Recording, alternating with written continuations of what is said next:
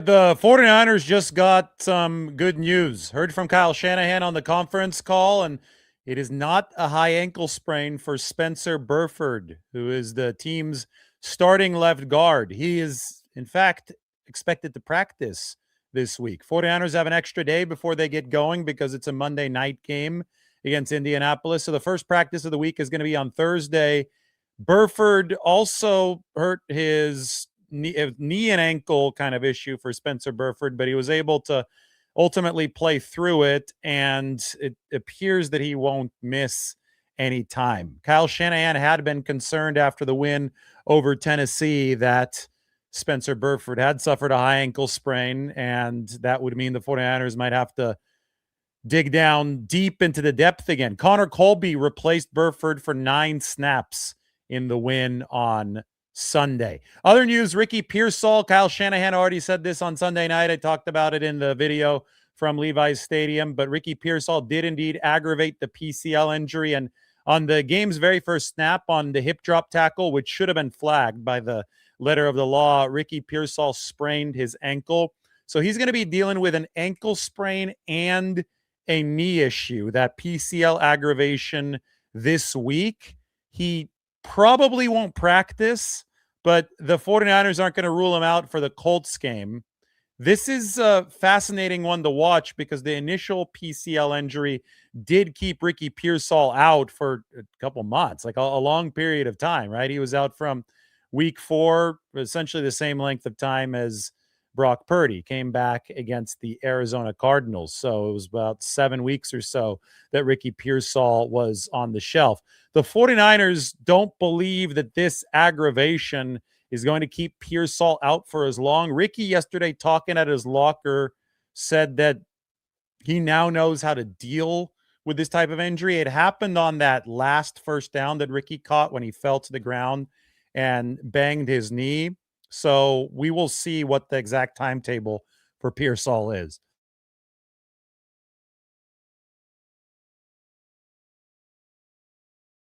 So here's a look at the 49ers depth chart. I want to go through some of these things because there are several injury returns that the 49ers are set to enjoy at practice this week. On top of the good Spencer Burford news, the 49ers should get Tatum Bethune, Sam Okwanu, and Eric Kendricks all back to practice. So we can scroll down here to get to this part. Jordan Elliott should be back out at practice as well. He got hurt in the locker room while stretching, getting ready yesterday. So he didn't play. 49ers were proud of Kevin Givens for stepping in on short notice because Givens had initially been slated to be inactive. So Elliott should be back. We're not going to quite remove the injury shading just yet. Sam Okwanu will be back at practice coming off of the high ankle sprain for the 49ers, and so will Tatum Bethune. Bethune, when he does return, will again be the team's Mike linebacker. Curtis Robinson has been filling in for him. I think that Eric Kendricks has a chance to take one of those roles down the line, but he's got to play himself into shape and play his way into knowing the 49ers playbook. You know, I could even shade Eric Kendricks here in the pink color because he did miss practice last week with some of that calf tightness. But this is a 33-year-old player who is coming off of being on the shelf and coming off of shoulder surgery over the offseason. So for Kendricks, it is about getting acclimated back to the grinds of football on a day-to-day basis. Once he's physically ready to go, he definitely has the biggest resume of any 49ers linebacker outside of Fred Warner. So you have to look at Kendricks and say, maybe this guy could play the Mike. Maybe he could play the weak side linebacker position. I will say I thought that D. Winters played another good game yesterday. He was flying around. So was Upton Stout. Watching the tape of that 49ers defense, those two guys really jumped off the screen. So did Cleveland Farrell. That guy plays with a ton of effort. But Winters has played 2 straight good games. The 49ers are obviously missing Fred Warner. Curtis Robinson is doing his best, and that third linebacker spot, which had been taken over partially by Nick Martin, he remains in concussion protocol this week, so he hadn't made that progress to return yet. But Luke Gifford is getting the very few snaps that the 49ers do use for a strong side linebacker. So that is the 49ers injury report for this week. I also have a receiver update moving forward into the next week, and that's for somebody who is the target of a lot of questions on this channel. Whenever I head into the comment section, people want to know what's up with Jacob Cowing. When are the 49ers going to see their draft pick from the 2024 cycle, speedster out of Arizona? When's he going to be back from his hamstring injury? Jacob Cowing is currently on injured reserve. The 49ers have been slow playing his return, waiting for him to hit all of his markers. There currently, I don't think, is a spot for Jacob Cowing on the 49ers 53-man roster, but they do have the benefit of a 21-day practice window, same type of practice window that they just opened for the rookie quarterback Curtis Rourke, and the 49ers plan to open Cowing's practice window next week. So the burner, Jacob Cowing, who made some plays specifically in that Week 7 game against the Kansas City Chiefs last year, we're going to be able to see Jacob Cowing out on that practice field in all likelihood next week as the 49ers prepare to play the Chicago Bears.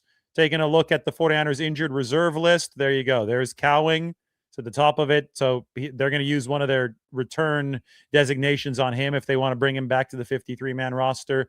They obviously would like to save a return designation for Fred Warner in case he's able to come back. No guarantees there, but I can guarantee you that Fred Warner is not rehabbing 6 hours a day so that he can return week 1 of 2026. He's rehabbing 6 hours a day so he could potentially return over the course of this postseason. Michael Williams done for this year, and Yetur Gross-Matos will be back out at practice this week. They're going to have to use an IR activation for Yetur, assuming that he doesn't suffer a setback and can get back out there. And they've got 6 of these activations the 49ers can use from injured reserve or from the NFI list. They've used a couple of them already, but they need to make sure that they stay disciplined with how many they burn moving forward. You take a look at the receiver room for San Francisco. This is why they currently don't have room. Obviously, Ricky Pearsall takes up a spot. I don't think he's going to be going on injured reserve. I think that Ricky is going to be back sooner rather than later. I don't know about this week, but 49ers definitely want him for those NFC games against the Bears and the Seahawks.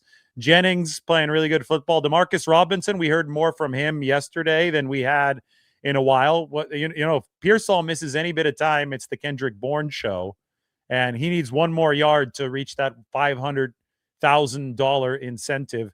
Then there's Jordan Watkins, who continues to work mainly behind the scenes right now because he's only been active a couple times, but has not been active since. He's basically crowded out of the equation by Pearsall, Jennings, Robinson, and Bourne. Sky Moore gets an active spot just because he's such a good returner for the 49ers. So Cowing would have to fit into the mix somewhere there, and barring an injury, it's hard to see where he'd fit. The 49ers, I mean, yesterday was the best day for San Francisco's receiving core in a long time. This was the 49ers' best performance offensively yesterday of the entire season. I've got the EPA breakdown yesterday. And then we also can take a look at the 49ers defensive trends of this 2025 season. SF Data Niners put up some really good stuff, but here we go. I have the 49ers by phase expected points breakdowns, which we take a look at after every single game. They're plus 20.3 on offense, negative 13.4 on defense. That was not their worst defensive performance, but it wasn't a good one. And again, in the positives on special teams, plus 2.3 for the 49ers. They this season have been a touchdown better per game on special teams. It has been the ultimate difference maker for San Francisco between 2024 and 2025. The best offensive performance of the year, the second best one was against the New York Giants back when Mac Jones was starting. It was plus 16 EPA. This one nearly 3 touchdowns and 3 extra points worth, plus 20.3. And again, the games at the Bucks, that was a loss, the loss of the Texans, and the loss against the Rams at home. Those were all worse defensively than yesterday. If you do the rudimentary math here, 20 minus 13, that's plus 7, plus 2. That adds up to what, about plus 9. 49ers ended up winning the game yesterday by more than that, by 13 points. So they actually outperformed the EPA estimate on the scoreboard. But generally, there is a big correlation between the sum of these EPA estimates and what the actual score was. All right, we got a lot of cool data to share with you. Starting, we got a Brandon Aiyuk posted. I mean, if you guys can go check out Instagram if you want to do that. Here, I'll put it all on the screen very quickly. A social media post from Brandon Aiyuk. I'm unclear if it has anything to do with the 49ers. Kyle Shanahan yesterday said that he hadn't heard from Brandon Aiyuk in a month. Apparently, it's been about a month since Brandon has been in the 49ers team facility. So it's a no-brainer for San Francisco. They put him on the reserve left squad list. Here's the post that Brandon Aiyuk put up on social media. That is his brand, and that is the logo on the SUV. But Aiyuk is active on social media, and that's all I could say at this moment. He can't return to play for the 49ers this year. He remains under contract through 2028, but the whole situation just is bizarre, sad. I mean, from a football perspective, the 49ers really could have used Brandon Aiyuk this year. They're not going to have Brandon Aiyuk this year, and he has essentially given away tens and tens of millions of dollars. Now, I said that yesterday was the best day for the 49ers receiver room. You saw Ricky Pearsall and you saw Jauan Jennings combine to effectively pick up the slack of Brandon Aiyuk yesterday. If you look at the 49ers 2023 offense when they're historically good, and you compare it with the offense that the 49ers have been trotting out there this season, the explosive play rate was much higher back in 2023. Top reason for that is they were getting much more separation from the wide receiver room back in 2023, and that was helping open up other stuff. This year, just like in 2024, a season marred by Brandon Aiyuk's absence and, the hold out and then hold in, whatever you want to call it, then the ACL tear, the 49ers ranked dead last in average separation at the time of catch or incompletion. This season, they're up in the high 20s. So, low 20s, I guess I should say. They're somewhere between 21 and 24. So it's better than last year. It's still not great, but it could still be traced back to the fact that Brandon Aiyuk, the guy that they're willing to commit up to $120 million to, hasn't been part of the equation for San Francisco. So they've needed space makers at wide receiver to try to up that explosive play rate. And I will say that Ricky Pearsall and Jauan Jennings did a great job creating space yesterday. George Kittle had a big game. And, Christian McCaffrey, he explained it really well in the post-game press conference. There are so many weapons on this offense. If a defense decides to specifically take away one, it's almost always going to lead to opening somewhere else. Yesterday, I think there was a tremendous amount of focus on Christian McCaffrey, who had only one catch for 14 yards. And he only ran for 3.3 yards per carry. But because of that tremendous focus on guarding Christian McCaffrey, we saw Ricky Pearsall with a lot of open room. We saw Jauan Jennings catch 2 touchdowns. We even saw Demarcus Robinson get in on a lot of the action for the 49ers. So this offense is predicated on diversifying its threats and then playing point guard at the quarterback position to distribute the football to the appropriate threat based on what the defense is taking away. And yesterday, the defense tried to take away Christian McCaffrey, so the 49ers went elsewhere, starting with Ricky Pearsall, 2 touchdowns for Jennings, and then Demarcus Robinson also got involved for San Francisco. Speaking of Jacob Cowing, we're going to go back to a relative athletic score. I love this. This makes me feel like we're in draft season. But in case you've forgotten, because it's been a long time since we've seen Cowing on the field for the 49ers, the hamstring injury has kept him shelved for a while. Take a look at the speed grade for Jacob Cowing. Doesn't have good size. He's 5'8". He's 170 pounds. but he's got good explosion with the vertical and the broad jump, decent agility, but it's the speed that is truly elite. Somebody who might be able to be a field stretching burner or somebody that can create some space. Remember the double move against Kansas City, caught the long pass from Purdy last year. Cowing runs a 4.340, a 2.520, and a 1.5 10-yard split. That is the green section of this relative athletics score showing Jacob Cowing's athletic measurements coming out of the University of Arizona. So he's expected back out at practice next week for San Francisco. Jordan Watkins, the rookie, also fast. He's had some time for San Francisco this year out on the field, not all too much of it. A lot of people ask about Cowing and Watkins, and they ask about them in the same breath as Isaac Guerrero and Jordan James. And to that, I say the 49ers have good players in front of them, despite some injuries. At running back, they don't have any injuries. But at receiver, obviously the drama at that position has been well documented from Brandon Aiyuk on downward. Still, they've got enough depth, especially after the signing of Kendrick Bourne earlier this season, to truly insulate themselves without having to bring up rookies into the fold. I have a really cool graphic here that shows the 49ers defense and what they were able to get done here over the course of this season, but I just have to get it open. This is a SF Data Niners special. You could really tell in this where the 49ers lost Bosa and where the 49ers lost Warner. This is San Francisco's defensive rank through the weeks of this season. And I was on KMBR talking with Greg Papa and Greg Silver a little bit earlier today, and I lamented what could have been for the 49ers because they played a Seattle offense that got off to a good start this season, not against the 49ers, but against everybody else. The Seahawks were good over the first couple of months. They ranked number 3, the 49ers did, in EPA defensively after that game at Seattle, a win in week 1. Week 2, they had both of their guys. They had Bosa and they had Warner. It wasn't until week 3 where the 49ers lost Nick Bosa, and that's when the tumble began, right? All the way down to number 9 or number 10 in the game after the game that saw Nick Bosa's ACL tear. The following week against Jacksonville, the 49ers dropped all the way down to 14. They improved a bit actually against the Rams, and then they sunk all the way to their resting place, the lowest one being number 25.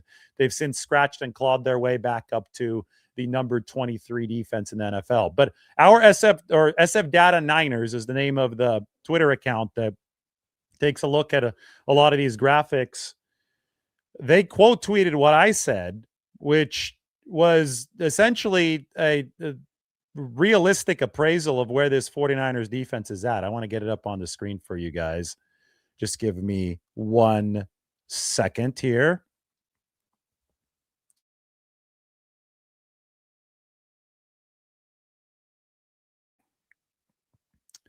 I've got to find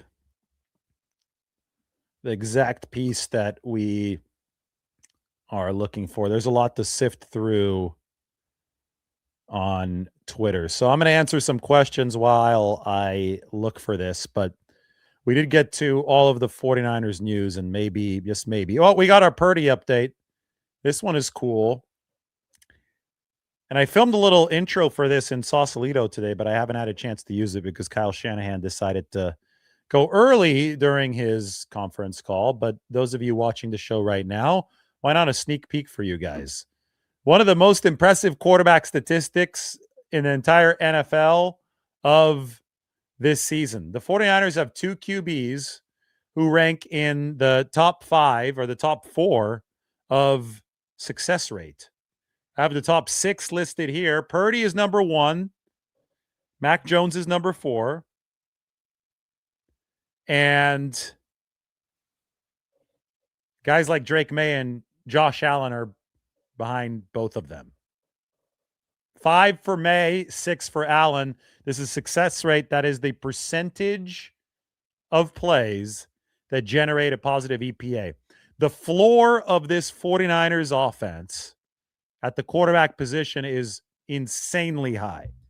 Brock Purdy obviously gives the 49ers a much higher ceiling than Mac Jones, which is why we've seen this offense turbocharged to averaging, 31 points a game ever since Purdy has returned. They're at 22 points per game when Mac Jones was this team's starting quarterback. But I cannot emphasize enough that the 49ers have a wildly high floor offensively. And that's obviously been huge to keep the 49ers in firm contention, not only for the playoffs, but also for that number one seed. But it could also factor in big moving forward in case Brock Purdy does have to miss any more time. You can knock on wood. Nobody wants that to happen. But so far, the 49ers have demonstrated that you do need two QBs to get through this marathon season, and they have two really, really good ones. That is a hell of a stat. Two 49ers quarterbacks in the top 4 of success rate around the entire NFL. Mike's got some more good stuff for us. Oh, look, we got Brock Purdy's passing chart from yesterday. This is going to be fun. See how Brock did to all different parts of the field.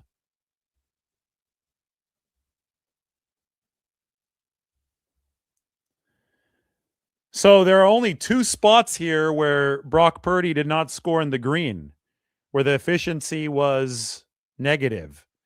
1 pass attempt to the deep left says negative 0.7 EPA per attempt. 1 pass attempt for negative 1 yard to the right, negative 0.5 EPA on that attempt. So they lost nearly 1 expected point on the 1 pass to the left and lost about 0.6 of an expected point on this short pass to the right. Everywhere else was positive efficiency for Brock Purdy.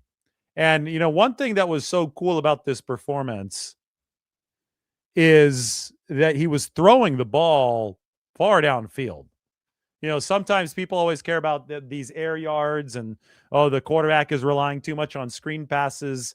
The completion percentage over expectation for Purdy yesterday, plus 14.5%. Right here, that indicates that Purdy was pushing the ball downfield. And he was. I was watching the tape. The Pearsall throw was a bullet, hitting Ricky in stride on the crossing pattern, set the 49ers up on one of their second half marches. I mean, Purdy had himself a game, and that is how the game can be visualized on a little spray chart down the field. All right, let's get your questions in.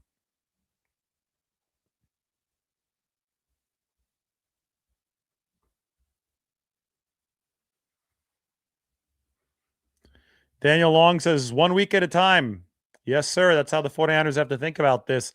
They're going to face Phillip Rivers, the quarterback whom they would have signed in 2022 had they beaten the Eagles with Brock Purdy hurt. They were thinking about bringing Rivers in 2022 when Jimmy Garoppolo first got hurt. They didn't. They went to Brock Purdy instead. They believed in their rookie quarterback. They wanted to see what Purdy had in the tank, and he obviously had a lot. But Phillip Rivers sat in on 49ers Zoom meetings over the back half of that season, over December and into January. The other quarterbacks didn't know that he was in on the Zoom meetings, but he was learning the playbook, learning the 49ers installs just in case Purdy did get hurt and get the call. Purdy did get hurt, but the 49ers season ended that day in Philadelphia. Mac Jones is under contract next season, yet his name is being mentioned as a possibility for other teams. Do you think the 49ers would trade Mac Jones? I think they're open to it. I think that they could stand pat and make sure they get a really good offer to make sure that they don't get fleeced. But, I mean, this team has traded Joe Montana before, right? That was before the 1993 season. They traded Joe Montana to the Kansas City Chiefs. So every man has a price in this NFL. So it's anything can happen, including a Mac Jones trade. I think that if Mac goes, like you could look at the Alex Smith number back in 2013.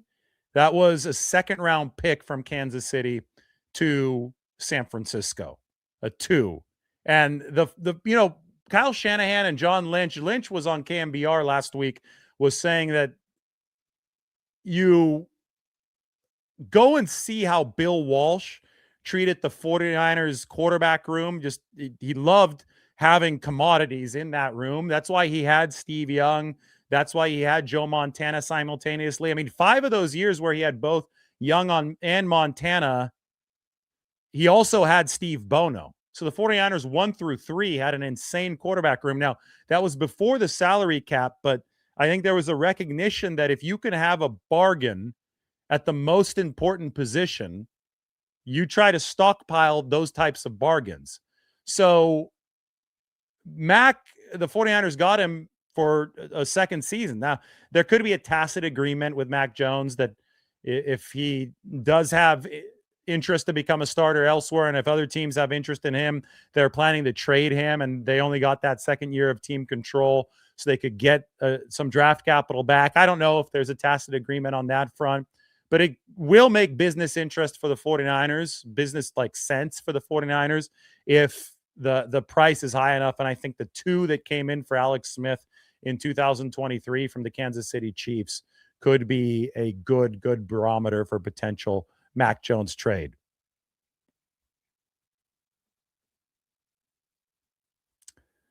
Looking at some more. I need to get my chat with Mike open here. What else does he have? Mac Jones to the Chiefs. That would be hilarious.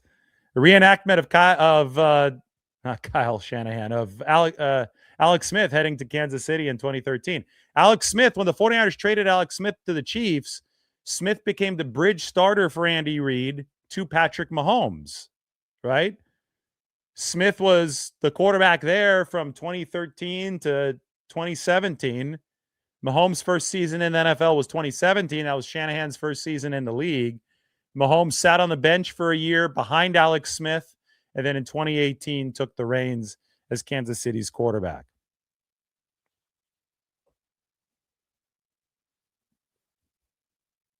Post your questions. Got people thinking that Cowing's going to do well if he's given the chance. He's got a block. That's really important. Tatum Bethune is going to be back out at practice. Yes. I don't know if he's going to be playing this next week, but I think he's trending in the right direction. Thursday is the next practice. That's when the 49ers expect Tatum back. Both of the high ankle guys, Tatum Bethune and Sam Okawanu, expected back at practice on Thursday.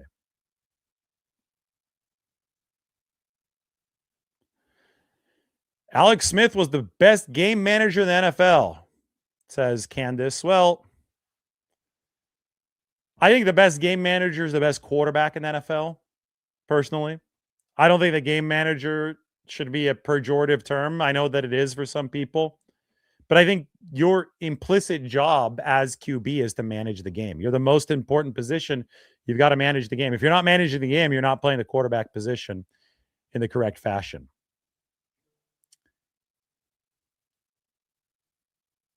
I love all the messages for everybody. All things considered, great season, playoff bound. Yes, 49ers have a 97.5% chance of making the playoffs. They can clinch a position in the playoffs with either a win over the Indianapolis Colts on Monday night or some other results on Sunday could break in San Francisco's favor, and that could send them to the postseason as well. Anthony says thank you to me and Mike. I appreciate you, Anthony. Talking about Jones trade. Thank you here. I appreciate that. Should the 49ers extend Jauan Jennings? If Jauan Jennings agrees to an extension, sure. I think that the 49ers probably offered something like $12.5 million, which Jennings said no to before the start of this season. Do you think that he's worth $15 million? I think he personally is. I think he makes so many big catches. I think that you want Jauan Jennings to be part of this offense. He could come back to the football. He attacks the ball, tight window throws. Jauan Jennings is generally going to gobble those up. As he's gotten healthier over this year, he's gotten back toward his former self receiving-wise. We'll see how many receiving yards Jauan Jennings currently has, because Greg Papa on KMBR today asked me about his incentives on the radio. And I said I was going to go check so I could give him a firmer answer. Jennings last year finished with 975 receiving yards. This year he's at 495 receiving yards. So it's been a slower season for Jennings. He has 3 more games to pad that number. If he goes for 150 a game, kind of like Kendrick Bourne did 150 a game for San Francisco earlier this year, then Jauan Jennings would be at nearly 1,000 receiving yards. You'd have to have some big performances. We know that he's capable of that based on what he did in SoFi Stadium against the Rams last year. But I do think that perhaps Jauan Jennings gets some of the money that is probably going to be freed up via parting of ways with Brandon Aiyuk. That could be a good play for the 49ers. Mike says, let Jennings test free agency and come back with the best offer and playing time incentives. I mean, 49ers might decide to slow play it like that. So maybe they don't try to get an extension done here in the wee hours of the 2025 season. But I think that that could be the way that San Francisco moves forward. Jennings, the escalators in his contract, if he hits 50% of the 49ers snaps, $1.5 million, 60 receptions, $667,000. So he currently is he's not at 60 yet. He's got 44. So can Jauan get 16 receptions over the course of the final 3 games? That would be worth $666,000. 600 receiving yards. He's at 495. I think he's going to get that one. That's also going to be $667,000. 6 touchdowns. Jennings has met that incentive. $667,000. So Jennings with the 2 touchdowns yesterday is now at 7 touchdowns for the season. So he has hit that $667,000 incentive. Unlike Kendrick Bourne, who's a yard short of his $500K incentive, Jauan Jennings is not a yard short. If Jennings participates in 35 offensive plays in a regular season game, does it 5 times, $800K, 10 times, $1.6 million, 15 times, $2.4 million. That's a number that I'm going to go back and find in my logs because I do the snap counts every week.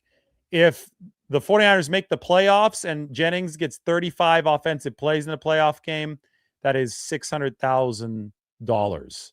So there are a lot of potential escalators in this Jauan Jennings contract. It looks like he's triggered at least some of them, but I'm going to have to do a little bit more research into which ones he has hit and which ones he has not.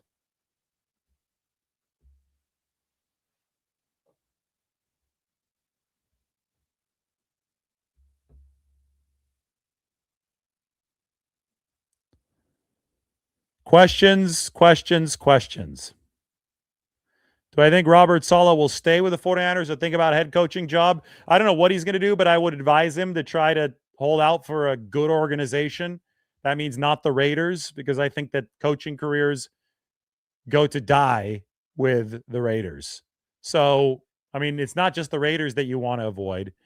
I think Saleh needs to go somewhere where there's already a quarterback to help him establish the offense because he's a defensive-minded coach. And I would also think that he needs to go somewhere where he's hired with, oh my God, Lombardi herself, I think, just figured out. I got it all caps from Lombardi herself, who's, I believe, listening in the living room. Lane Kiffin was the head coach of the Raiders. Yes, Lane Kiffin was the head coach of the Raiders, and he was fired through a presentation on an overhead projector. I mean, I'm going to be texting. I think that she's watching. Yeah, Lane Kiffin was the head coach of the Raiders. You guys, who remembers the overhead projector firing? Let me get this up on the screen. It was Al Davis. This was, it's literally a,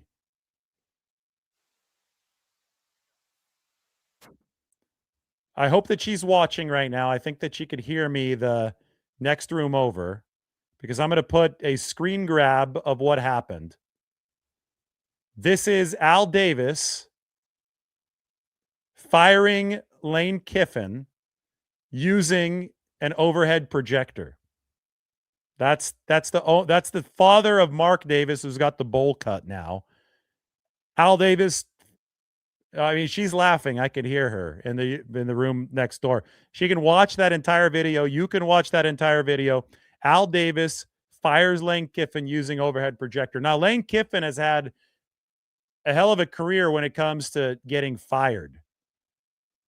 We have got more of the overhead projector here. I got an actual picture that Mike sent me. Just wait for this one. This gets even better.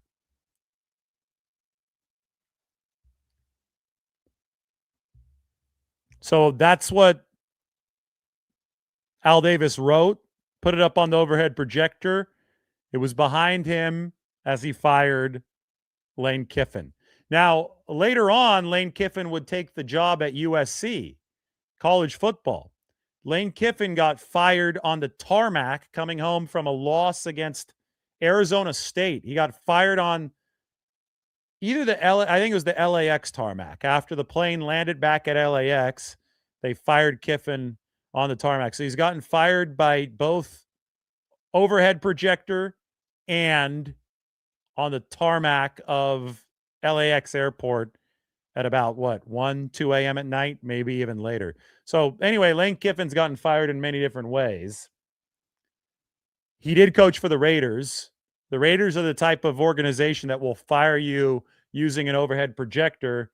I do not wish the Raiders on Robert Saleh. I mean, it's even chewing up and spitting out Pete Carroll right now. One thing about the Raiders, this is crazy. And the 49ers went to the Raiders to practice with them back in August this year. I had covered the Raiders a little bit, a few practices here and there back when they were in Alameda at their facility on the East Bay, the Oakland Raiders. I was at the Raiders Las Vegas facility in 2023 in the preseason because the 49ers had joint practices with them there. And one thing that really stood out to me was the Raiders always, especially since I would cover the 49ers one day and then they would send me to the Raiders the next day, the 49ers under Shanahan ran such a tighter ship than any coach of the Raiders. So whenever I would go to Alameda from Santa Clara, you'd be like, this is a total shit show. Like you'd be around the Raiders facility and there were no rules. Guys were doing whatever they wanted. The locker room was crazy. Just the practice field was unorganized. It just wasn't really a professional vibe.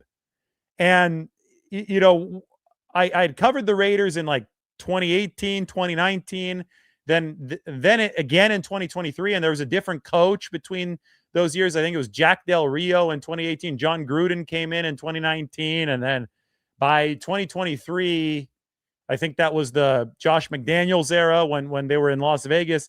Every single time I was in the Raiders building, it didn't matter who the coach was. It was a shit show. It was a mess. Like there was no organization there. So I figured when I went back here in 2025, when the 49ers did the joint practice with the Raiders, that Pete Carroll had taken over. I thought that he would come into that building with some Super Bowl pedigree. I thought that he would restore some order to the Raiders building. Lo and behold, it did not change at all. Like the Raiders coach the team. The head coach doesn't run the team. The Raiders organization puts its fingerprints on the head coach, not the other way around.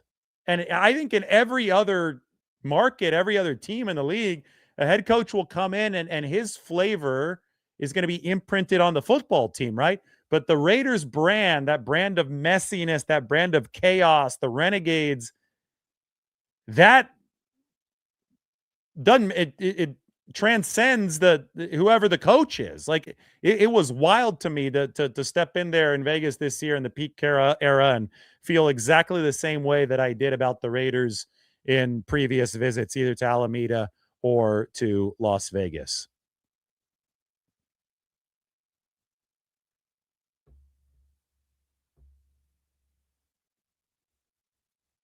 The Outlaws. Yes, the Raiders love being the Outlaws. They pride themselves in that.